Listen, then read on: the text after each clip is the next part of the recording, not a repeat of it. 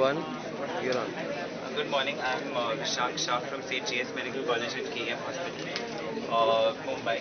The topic of my poster is Development and Validation of a Regional Health-Related Quality of Life Questionnaire and its evaluation in patients with epilepsy.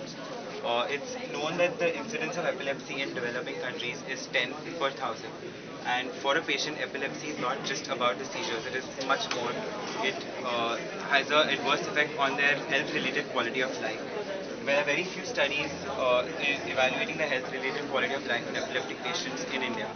And probably the most important reason for this is there are numerous languages all over the country, which makes it very difficult to develop inventories and questionnaires to evaluate the quality of life amongst various patients. So the primary objective of our study was to develop and validate a translated version of QOLI 31, that is Quality of Life in Epilepsy, questionnaire in Marathi, which is the language of our state Maharashtra, and to use that translated and validated questionnaire to evaluate the health-related quality of life amongst patients with epilepsy attending our epilepsy OPD, and also to compare the quality of life amongst responders and non-responders to drug therapy. After obtaining permission from the Institutional Ethics Committee for Research on Human Subjects, we started out with the study, which was carried out at the epilepsy OPD of our Department of Neurology. The participants of the study included 70 consecutive patients greater than 18 years of age, male or female, who were diagnosed with either generalized tonic-clonic or complex partial type of epilepsy, who were on first-line anti-epileptic drug, which includes phenytoin, valproate, carbamazepine, and phenobarbital, for at least 6 months. All the patients were willing to participate in the study and who had none of the exclusion criteria, which include patients who had a secondary cause for their epilepsy, like for example a space occupying lesion, an infarct or birth trauma or any head injury, or patients who are suffering from any other systemic disease like hepatic disease, cardiovascular disease, chronic respiratory disease, or patients who are taking other drugs or who are part of any other study where they were taking any institutional drugs, or patients who were also known to have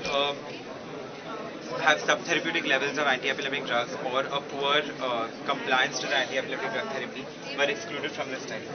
After carrying out, after selecting the patients, the first part of the study was conducted, which involved translation and validation of the questionnaire.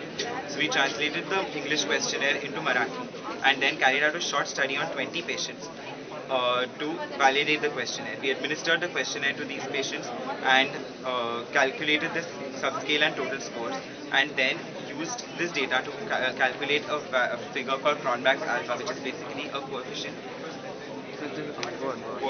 which measures the internal reliability and consistency of the questionnaire. After validating the questionnaire, the second part of the study was conducted where the remaining 50 patients were administered the translated and validated version of the questionnaire to evaluate the health-related quality of life in them, and also to class. And then we also classified these patients into responders and non-responders based on the case definitions that were provided by Kalagan et al.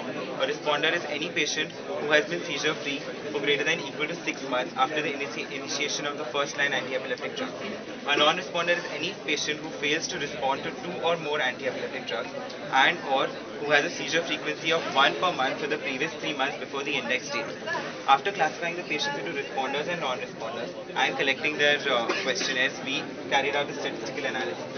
The first part we checked for normal distribution of the data using one sample Kolmogorov-Smirnov test, and then we used normally distributed data and compared the scores between responders and non-responders using independent samples t-test. After doing that, we also carried out a correlation analysis. Our results included the validation of the questionnaire showed that all the subsections had a value of Cronbach's alpha greater than 0.7, except for quality of life, which had a value of 0.6. The average score of our study of our study population was 50.62 plus or minus 10.9. And to compare the scores between responders and non-responders, we found a statistically significant difference in the scores of responders and non-responders. Responders had a score of 53.93 with an ST of 9.19, and non-responders had a score of 46.04 plus or minus 0.6.